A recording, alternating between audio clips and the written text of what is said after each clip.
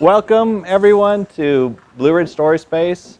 I'm Brandon. I'm going to be emceeing tonight, filling in. I'm the guest MC. It's thank you. It's quite a pleasure for a few reasons. One of them is this is the second anniversary of Story Space. It started in January of 2018, so happy for that. This is also not only the first Story Space of the year, but the first Story Space of the decade. I know everyone's tired of hearing everyone say that, but I'm going to say it anyway. I have notes because there are things that I have to get out there. So we'll start off. Is there anyone new here? Anyone that hasn't been here before? Welcome. So always good to see new faces. Story Space, for those that don't know, it's modeled after the NPR Moth series, except that it's not competitive. So the stories can be rehearsed or they can just be ad hoc. Each story goes between 5 and 7 minutes long. At 5 minutes, we'll let you know, the lovely Beth Ford will let you know by shaking one maraca like that.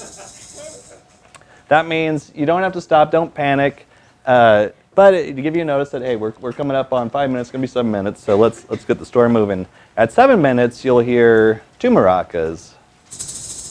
And again, don't panic, but we do want to make sure that everyone has time to get their stories out, so we just ask you at that point to wrap things up.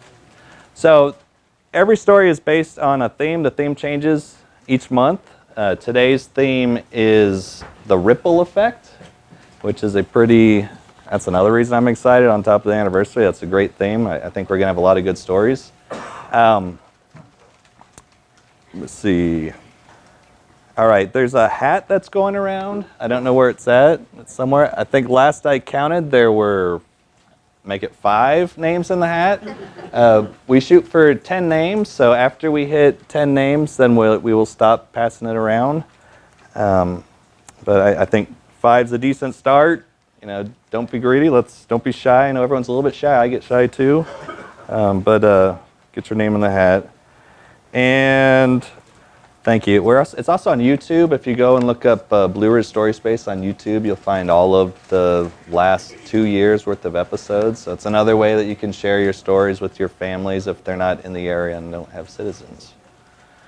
I think the last couple things, thank you to the Junebug Center. They don't charge for us to use this space.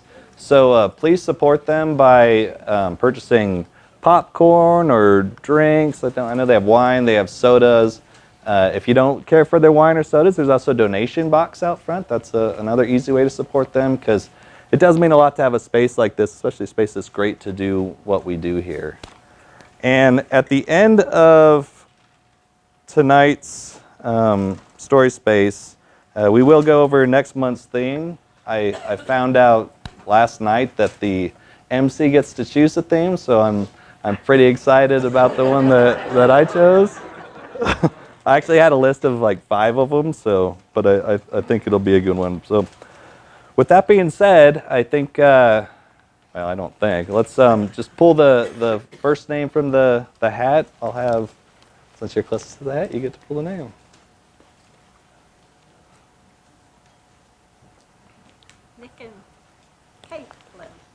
Nick and Kaylin, or Caitlin. Yeah. Awesome. Cool. So we're telling a story together today because my story, as probably many of you with your partners, ripples into the others. So we're going to try to keep it under the 7 minutes, but we'll do our best. My story starts actually with my aunt. So my Aunt Jamie had multiple sclerosis for most of my life. So I watched her go from walking to using a cane, and then a walker, a wheelchair, and then eventually a motorized scooter. And she had primary progressive MS, which really just means it just continues to get worse and worse. So I was away at college when I got a call from my mom that my aunt was not doing well and that I needed to go home. And I knew what that meant. And so I did, and a week later, she ended up passing away from complications of multiple sclerosis. So this was 2014. And that was my first real loss, my first real heartbreak, and I was, kind of at a crossroads in a couple of ways. The first was that I decided then, life is super short. I need to do something that is going to, change my life, something big. I need to put myself out there and make a change. And then the second thing I realized was that I really didn't know anything about multiple sclerosis. And my aunt and I were very close. She was someone that was a confidant for me, always there with advice, always there to try to keep me in line. And I loved her very much, and I still really had no idea what was happening to her for my whole life. So I started doing some research, trying to figure it out. And then another thing to note is that I had only been on one long-distance bike ride my whole life, and that was in college. I rode 180 miles from Cincinnati up to Bowling Green State University when I was in school. And I hated it. I had a terrible time. My bike was too big, which was probably why, but it was a terrible experience, and I was like, I'm never doing that again. But then through my research, I found this organization called Bike the US for MS. And so it's a nonprofit where you do cross-country cycling trips to raise money for multiple sclerosis. And I was home for Christmas break. This has been my junior year of college. And I signed up. And I went into the kitchen and told my mom, I just signed up to bike across the country for multiple sclerosis. And she was like, what? Why would you do that? You hated it. And I was like, I know, but I'm going to do it. And so I did. So I raised over $4,000 and then rode my bike from Bar Harbor, Maine to Seattle, Washington.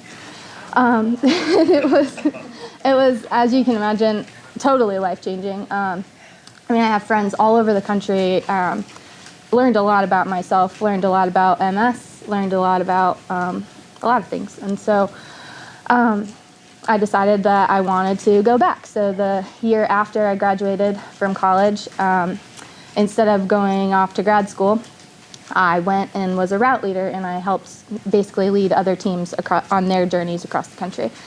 And during that time, a position opened up with Bike the US for MS to work for the organization. And I was not qualified. I still don't think I am, but I called the executive director while I was on the road and said, I want to do this. If you're going to hire somebody else, I want it to be me. And so she flew out to Colorado to meet us on the road, and that's where my interview was. So we just sat on a riverbank and talked about what this meant. And so one of the things that she said was, after you are done leading next year, we'll have you route lead a few of the routes. Then you would be asked to relocate to Blacksburg, Virginia, and if I would be willing to do that. And I was like, yeah, I would do that, because one of our trips actually comes right through Blacksburg, so I had just been through there, or through here. And so I accepted the job. And so I've been here now for a little over 2 years. I guess coming up on 3 years. And that is where our story kind of collides, because all of that rippled into, that's where I met Nick. So he'll take over from here. And with a galaxy far, far away and two parallel universes operating at the same time, last month I left off the story of my dad making a cross-country van trip when he was 29 years old, and ultimately met a relatively colorful individual, that being my mom. The second half of the story that I didn't get to is that after, on his way back, when he's cycling from California to Tolby Island, Georgia, he's on his bike and he's telling me all of his stories. And it inspires you as a young individual to try and do something of some relative magnitude. And at my age of 29, I wasn't able to do the same type of ride, but it did inspire me to get on the saddle and start thinking about how I might do something of equal. And in the second parallel universe is that I graduate from Virginia Tech. I work for a nonprofit for 3 years. And I come back to finish my graduate degree at Virginia Tech. In the course of that, I take a position with the university which retains me in Blacksburg as of to date, which is when Kaylin and I end up meeting and hanging out, and we've been dating now for a little bit over a year. And so in the course of both trying to find something inspiring to do, of a personal and mental challenge, but also trying to give back, is that I do learn about Bike the US for MS.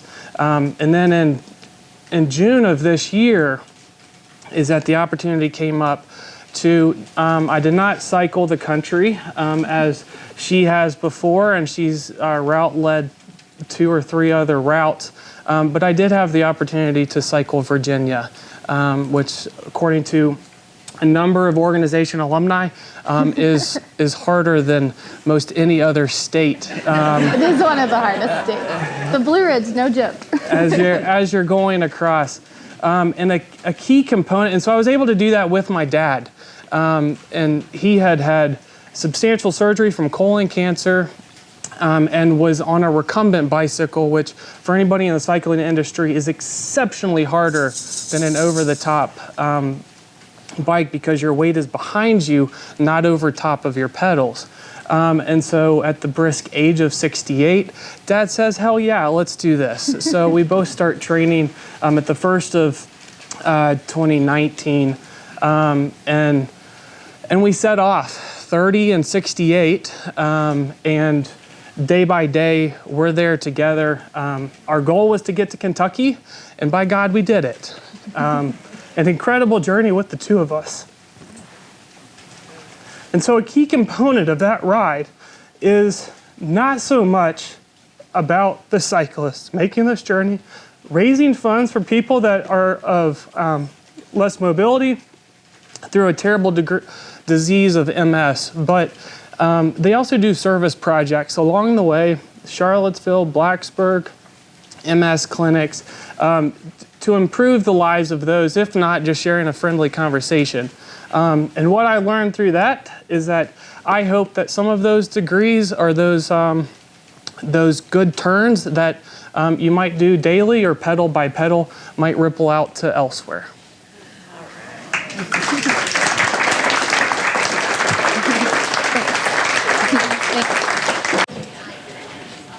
Okay, my ripple started about 12 years ago. That was when I decided at the ripe old age of 58 to get pregnant. And I carried my twins, who ended up almost being 10 pounds until I was 59 and 4 months, which was all good, and no regrets, no nothing. But they left me with extra skin that I didn't want. So I had that removed in May of last year. But just before they started the procedure, all of a sudden the doctor found out I had a hernia. So they had to fix the hernia before they could do what they needed to do. All went fine. Well, so I thought, okay, this is a good year for surgeries. And because of the fact that, you know, when you carry almost 10 pounds of persons in you, it does something to your body, especially when you're not 20 anymore, you know? And so over the last 11 years, my inner organs kind of said, we don't want to be here. And so it got more and more uncomfortable. No pain, nothing extraordinary, just yuck, you know, really just, I don't want this. And they obviously didn't want me. So I went to the doctor, and she said, yeah, you don't need those anymore. You're 71 now, you don't need those anymore. We'll just get them all out. I said, fine, good. December 10 was the day. Everything went wonderful. I was out by December 11. I got home. December 14, we had a big party at our house. I cooked all the food, and we had fun. And December 17, my doctor called and said, how are you feeling? I said, I feel great. She said, good, because you got cancer. So my ripple turned into a tsunami. Here I am. I do not know how far it has progressed, if it has progressed. All I know that Monday I have to go see the oncologist to see what treatment options I have. This is something I never expected. And now we've moved 2,500 miles away from all family that we had. It's just my husband, my almost 12-year-old twins, and I. And that is a scary part. So I hope my tsunami will dwindle out and that this is not the end of my story.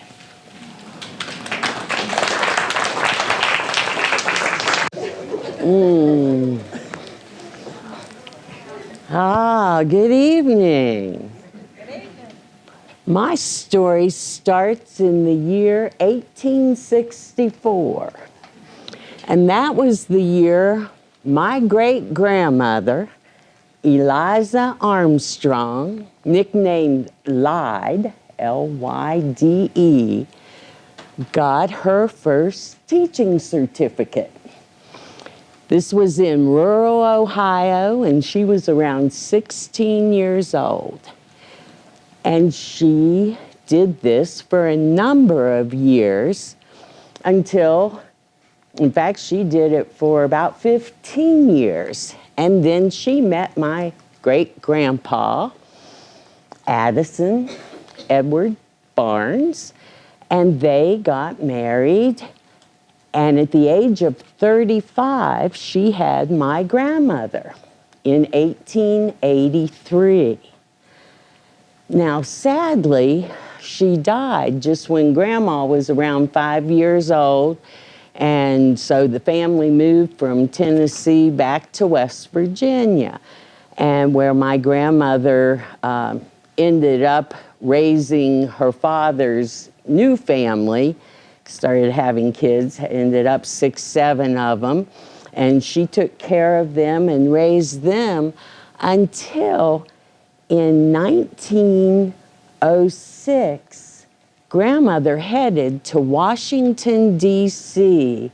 to attend the Lucy Hayes Deaconess School. Now, Lucy Hayes was married to President Hayes. In fact, everyone knew her as Lemonade Lucy because they were staunch Methodists and didn't allow alcohol in the White House. So she was always called Lemonade Lucy. So my grandmother attended and graduated from the Lucy Webb Hayes School, and at that time, she became a deaconess. And a deaconess was like a social worker, and she was sent back into the hills of West Virginia where she did midwifery. She helped with the immigrants who were coming in. In fact, she was in Wheeling, West Virginia, where the trains come through. And in 1915, that's when a lot of immigrants were coming to the United States. And she would help with the families and get them settled and did a lot of work with the children. She was 29 when she had graduated from that school and had never even thought about getting married. She was going to be a deaconess her whole life. And then along came my grandpa, Reverend Paul L. Flanagan, a Methodist minister. And in the flu epidemic of 1918, 1919, his wife died, leaving him with 6 young, wild Irish children. And he knew about Miss Barnes, and so he started writing to her. He'd met her once or twice, and he started writing letters and courting her. And lo and behold, she said yes, and they got married in 1921 and had my mother. And she was 40 at the time when Mom was born.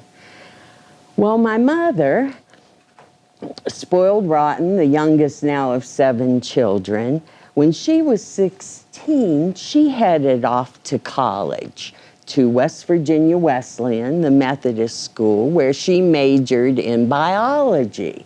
And this, of course, was, she started school in 1939. So these are not the times that a lot of women were necessarily going to college, or if they did, they weren't majoring in biology by any means. But my mother loved it and taught it and put a big emphasis on education. And she met my father, who was from New Jersey and had found his way to West Virginia. And they were engaged for 7 years. So Mom was pretty old, you know, when she got married and then had started having her children. So she had 5. And I'm not going to talk about all 5 of us, but I'm going to talk about my sister Kay, who was the oldest daughter in the family. And when Kay was 15, 16, our summer trips with the family would be to go and look at colleges to go to.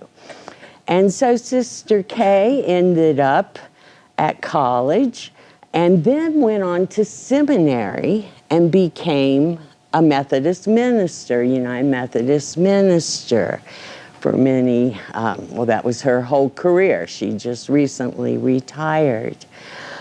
Kay never got married till she was 35, and alas, at that point, she didn't have any children. But we had our oldest niece, our brother's daughter. And so a lot of attention was given to Maria. And Maria, when she was 16, she went off to school at the World College, which had campuses all around the world. And so that's where she went to for several years, and then went off to Wellesley, and then she went to Oxford, and then she graduated from Harvard Medical School. And it all started because of Lyde Armstrong in 1864 going and getting her education.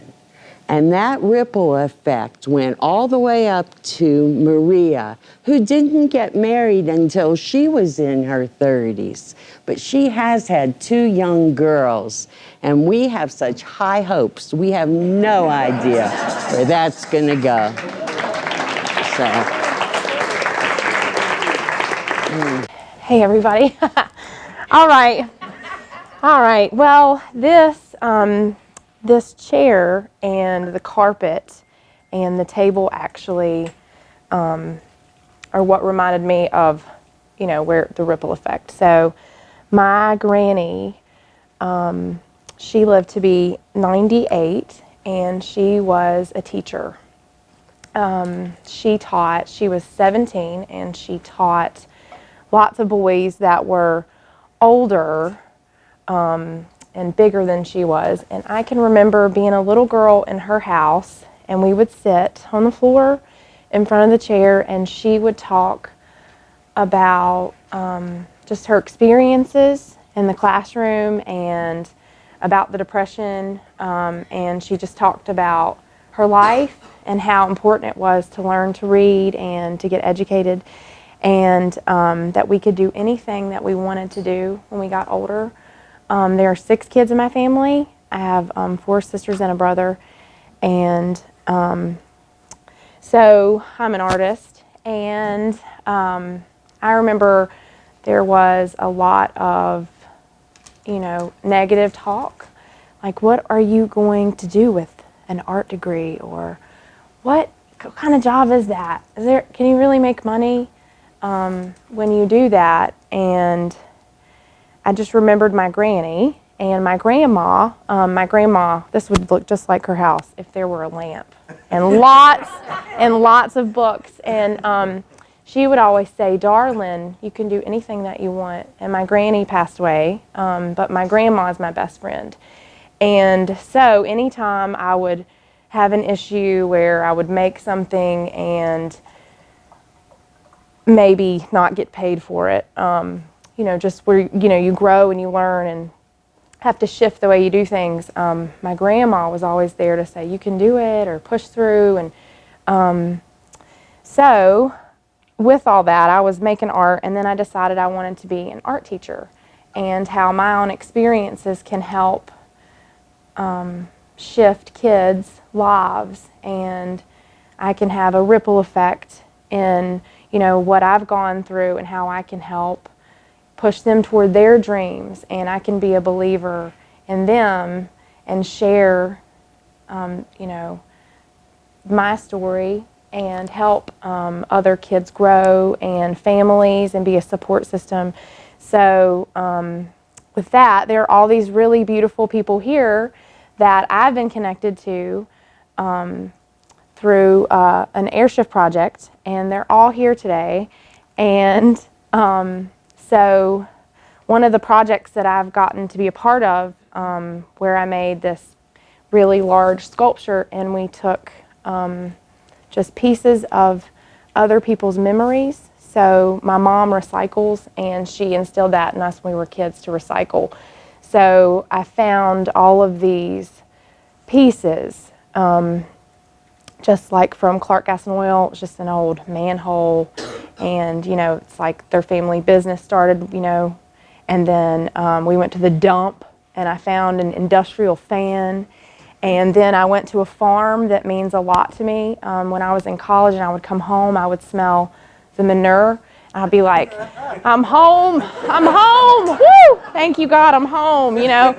And so I actually tried to use a piece of tin, but it blew away at the welder's house, so it had to be welded together. And then I got just parts of things that mean so much to me, like the local library and the bookshelf, like the case, the book, you know, the ends. And so all of those pieces tell stories about the places and the people that mean so much to me.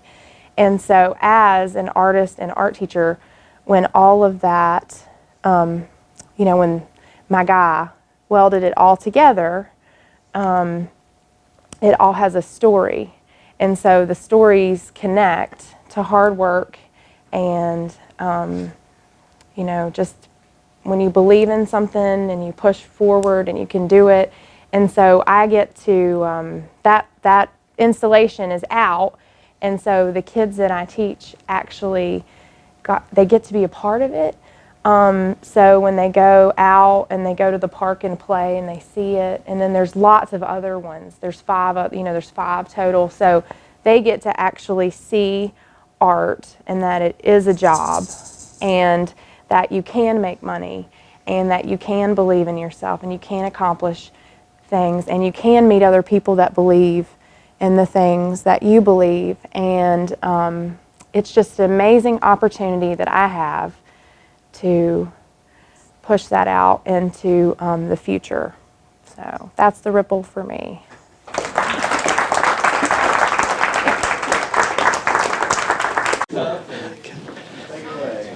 All right. So, ripples. I usually don't tell stories that go quite this deep, but I've got one that kind of cuts a little bit deeper than normal. But ripples, we've got a pond at home and a dock at the end, and one of the things I love to do is pop my feet in there and just watch the ripples, and it doesn't take long for it to fill up the whole pond. And then you just pop it again, and it keeps rippling, you know?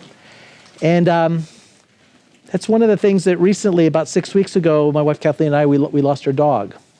And I didn't realize how much of a ripple getting a dog is like throwing a rock in that pond, and it just, sooner or later, it just kind of takes over your whole life through every little pore of your existence. And it was interesting. This was back to 2011. We'd had her for about 9 years, and almost 9 years, and so we weren't quite ready for her to depart quite this soon. So, so it's something that we're still kind of dealing with. But it was interesting. It was my mother had passed away in January of 2011, and it was shortly thereafter that Kathleen found this dog and brought her into our life. And believe me, I have no mystical bone in my body at all, but this was my mother, this dog. I mean, it just that there's a ripple right there. Just my mother's life rippled right in through this dog.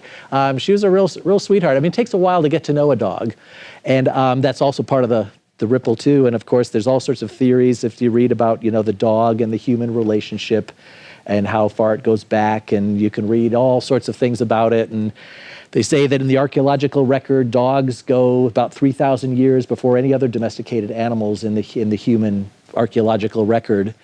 And I can imagine that there's been a coevolution. I mean, humans were nomadic, extended families traveling through.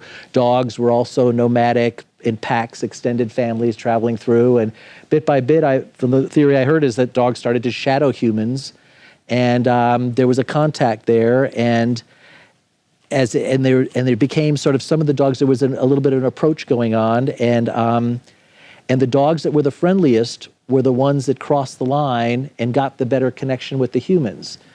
And as time went on, it was the friendliest of the friendly became the dogs that we became our domestic dogs, because they're all genetically related to wolves. So it's kind of a fascinating concept, and you can kind of take it all sorts of ways because it's all prehistory, so nobody really knows, right? So with the dogs, So we got Stella, and she certainly learned to adapt to us. She adapted to us. That's what dogs do. I mean, humans, being humans, have taken this dog relationship and, of course, exploited it and done whatever you have with it. And there's all sorts of horror stories. But in its purest sense, it really is the most peaceful coexistence that you can possibly imagine. So Stella was. She had a mind of her own. She was pretty shy, pretty laid back, had none of the dog phobias of thunderstorms or anything else. Just kind of learned how to get along with us was what it was all about. And she had a public persona too. On our guest house website, we always say, well, Stella, she's unconditionally friendly to all humans and respectful of their animal companions. And that was pretty much it. And so she would always greet people at the guest house, often the next morning. Pretty much kind of hung out. It was a traveling dog too. Wherever we went, she just went. Never made our life inconvenient. And a friend of ours said that when you go traveling with a dog, that will really change the relationship. And the first road trip we took with Stella was pretty amazing. I mean, she was watching every bit of what we were doing, and she got in a few little trouble spots, and we bailed her out, and she just continued to just work with us. And we never really knew her job. Finally, in the end, was to keep wild animals away from our property. That was really the job that she chose for herself. People, we never even knew. Someone could sneak right up our driveway, and we never really knew. And she'd be out there wagging her tail, and we never really thought. They always say that dogs. You know, I think emotionally, well, intellectually, I think she topped out at about the age of a 1.5-year-old child. I mean, in terms of her reasoning power and how to solve problems, and you could always play the same little tricks and say, "See, I got you on this one," And but emotionally, she just kept growing. There was no end to the emotional growth that was going on there, and one of the things she did, and we always thought, well, what if a bad person ever came by? Would she know that to protect us? And I've never really run across a bad person or had anyone do anything bad to me, so I never really knew. But she did have her one lassie moment, and which was really quite unusual. I was working in the garden one day, and she's usually just off kind of hanging around doing whatever, out exploring. But she kept coming back to me and wanting to lead me someplace. So it was one of that, so what's wrong here? So finally I started walking towards the garage, and she just continued on up to the western frontier of the property. And so that was kind of unusual. So I said, okay, I'll go with this. And sure enough, there were trespassers. And, I mean, of course, what do you do when there's human trespassers up there? You just sort of saunter up there and say, well, okay, what can I do for you? Have them tell their story here. I'm not really one to sort of blast out the shotgun or anything. And they just sort of looked at this dog, and I came up there, and there were two people kind of parts in the woods there. And Stella just sort of popped herself right in the middle between all of us and just lay down and just started watching all this. Well, you speak their language, so I brought you up here to kind of work this one out. So, and they, of course, had already met Stella. She'd already been up there, had been friendly as could be, but had come down to get me. And so it turned out they were timber cruisers. They had gotten onto our property and were, Satan database, so all was fine. And we chit-chatted for 10 minutes or so and came back, and Stella was kind of done with that one, So, so there's, as time went on, she just rippled through. She also had a public persona too. Kathleen would take her to exercise class at Meadows of Dan, and after a while she realized that she needed to come in, and she would do her little rounds of there. And one time we took her, we'd go picking at the Levering Orchard a lot of times, and we'd let Stella wander around. And afterwards, and when we got back there, we were looking for her, and she was back in the car. Well, we'd left the window open, cracked about that much, and it was a hot, kind of muggy day about, and we said, well, how did she get in there? And they said, you wouldn't believe it. She was in there taking running leaps and diving herself so she finally got herself through that window, into that door, and we just sort of said she wanted to be in her car. That was her safe space. So, at any rate, the ripple is still there. At some point we'll be ready to get another dog and whatever. But she's up in the graveyard, and there was probably the epitaph for the thing. It was that these haikus. There was never a day Kathleen and I didn't kind of look at our dog and say, we really are lucky to have a really cool dog. So we never did take her for granted. And on the epitaph, there's a 575 syllable haiku, and it's sweetest of the sweet, sharing our lives for a time, now on her last run. So that's what we're going to put on the graveyard. And then after she passed on, quite suddenly, there was a missing Stella. And this was one that we kind of credit to a house sitter that got to know her real well. And it was, with each passing year, she became a better dog, and we learned from her. So, anyway, that's Stella.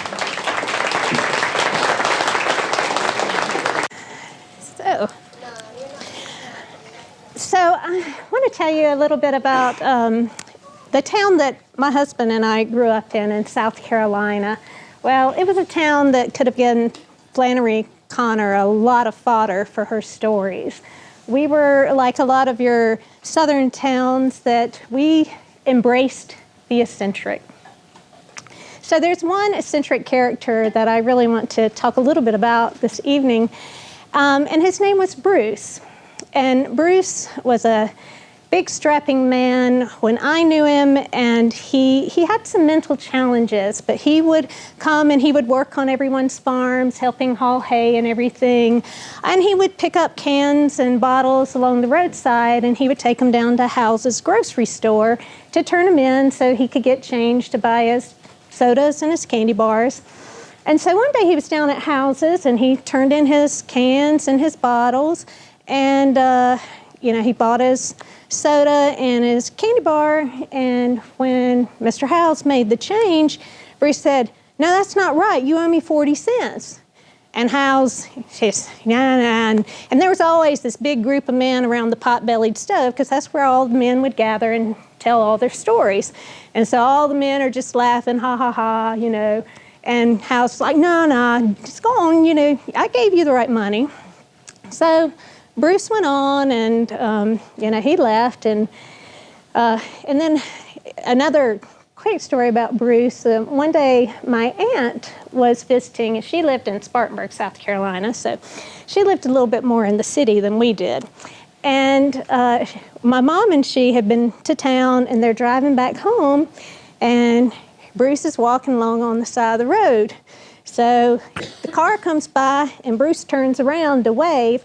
Well, he happened to have been in the process of relieving himself at that moment. So when he turned around to wave, he had one hand in the air and one hand somewhere else.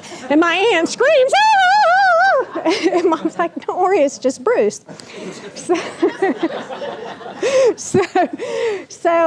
And then my cousins were there that weekend with them. I had two cousins, David and Robert.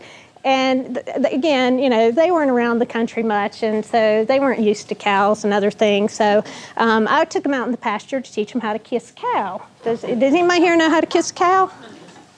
All right, well, so if you don't get anything from my story tonight, I'm going to teach you how to kiss a cow. So how you kiss a cow is you have to be a cow. So you have to get down on your hands and knees, and you have to pretend you're eating the grass. And the little calves are really curious. So you pretend for a while, and they'll start getting closer and closer and closer. And when they get close enough, you just slowly lift your head, and they'll lick your nose. So that's how you kiss a cow. So later that day, we Aunt Alice gave us some money so we could go to House's store to get us a candy bar and a soda, and that was a real treat because, we didn't get sodas much. It was sweet tea all the time, sweet tea or milk. That's it. But so we were riding our bikes down to House's grocery, and we get down there, and Mr. Howes and all his men were there, and he was talking about one of his cows had just calved, and the calf went missing. The cow had had the calf, but the calf was gone when he went to check. And so they were all coming up with all kinds of theories of what happened to this calf. But nobody could figure it out. There's no signs of anything like attacking the cow, no signs of the little calf or anything. So, we rode back home, and it was probably not maybe a week or two later, one of the other farmers was telling Dad, "You hear Hal's lost another cow, another calf?" He said, "Really?" "Yeah, same thing. Calf was born, it was gone." So he's like, "That's crazy." So Mr. Howes decided, he and some of his cronies decided the next time he had a cow that was calving, he was going to go out there. They were going to go out there with their rifles, the shotguns, and they were going to sit and watch and see what happens. So cow comes calving time, and so they go out and wait in the afternoon into the evening. The little calf is born. They sit around for a while. Nothing happens, and so they finally decide, well, it's safe, and they leave. Well, what do you know? That calf is gone too. When he comes back, the calf is gone. It's like, what is going on? So they're sitting around the store talking again about the calves and what they're going to do. And he said, well, I don't know. Next time I'm just going to lock the cow in the barn.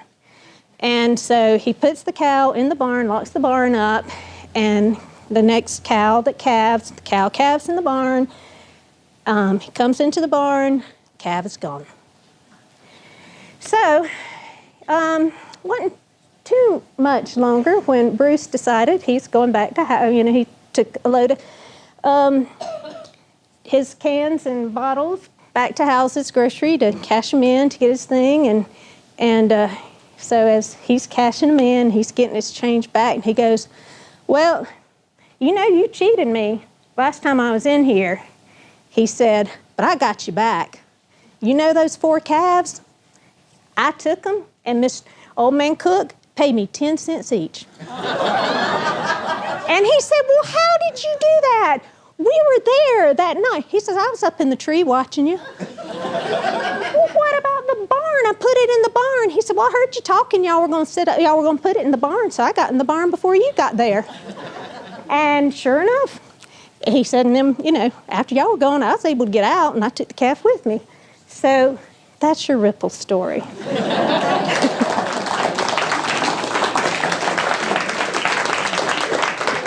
Tell this story, I must be vertical. So you'll have to deal with me. In 1968, I had no damn idea what a ripple effect was. But I learned.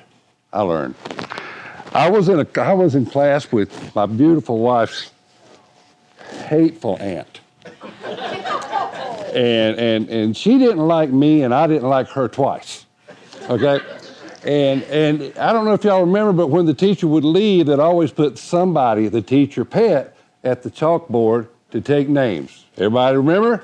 Right? Well, she had several pets. Needless to say, I was not one of them. But when it came James Stogner's time to be the teacher's pet to stand at the board, James would walk to the board, and the first thing he would do is write, Tommy Steele. And he'd look at me. And I'd say, and he'd go, check. And I'd say, I'll get you, James Stogner. So playground time comes, right? I hunt James Stogner down. I pummel him. I pummel James Stogner because he wrote my name down and I hadn't said anything, right? Okay, I did say a few things, but it wasn't too much. It definitely wasn't worth a check, right? It wasn't worth a check. So then Stogner would run to my beautiful wife's hateful aunt and say, Toasty will beat me up. So then Tom Steele would have to go to the principal's office to see Mr. Starnes, who had this deep voice. And you'd sit in there and it'd make you go across the hall and wait for him to come paddle you. So then I'd get a paddling from Mr. Starnes.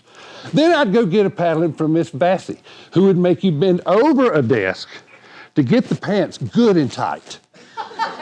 You know, when the jeans got good and tight, that's when it really hurt, and she would sting you good. So then I would take all that, and then I would wait. And it would be James's turn again, and he'd look up there. Tommy Steele, I'll get you. And this went on and on. And I never figured out that I was the catalyst that could stop this. Because in 1968, I had ADD, and I didn't know which end of me was sticking up, right? Basically, I was a twitchy little dumbass. Okay? All right? And I didn't know how to make this stop. So this went on for the whole 3rd grade. All right? And I never liked Aunt Vassy. Okay, a little bit. Not much. Okay, not much. Judy didn't like her either because she ate her chicken when she was in the hospital one time. It's just the kind of person we're talking about here, right? Okay. So 3rd grade passes, and I get into another class, and James is not in that class anymore. So I didn't have to deal with this, right? The ripple effect stopped. Fast forward to 1986, January 25th, 1986. My lovely wife and I were just married. I mean, it was a rainy night, right? And we were sitting at a stop sign, and this car comes flying down the road to turn in, couldn't stop, slid right into our car as we were leaving town on for our honeymoon. Gah! Right? And I get out, who is it driving the car? Oh yeah, that ripple was long. That ripple went almost, let's see, 1968 and 1986. Whoa, almost 20 years. And I wanted to hit him so bad, but I'd just gotten married. And I was on my way for my honeymoon. And believe it or not, that was a little more important to me. So he looked at me and I looked at him. And James is about this tall, okay? So the fear in his eyes when he figured out who it was, I could feel it. And that was enough for me, you know? That was enough for me. Because I felt like, yeah, I don't even have to do it anymore, do I? And Miss Vassy's not here to whoop my hind end if I do it.